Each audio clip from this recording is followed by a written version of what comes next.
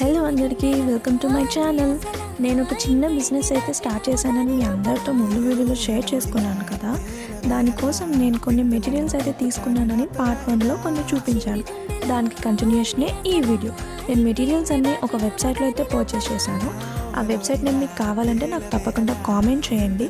నాకైతే క్వాలిటీ నచ్చి మళ్ళీ ఆర్డర్ చేశానన్నమాట. సెకండ్ టైం నేనైతే పర్చేస్ చేసింది set of bangle boxes and కొన్ని టైప్స్ ఆఫ్ థ్రెడ్స్, అలా కొన్ని ఆర్డర్ చేశాను.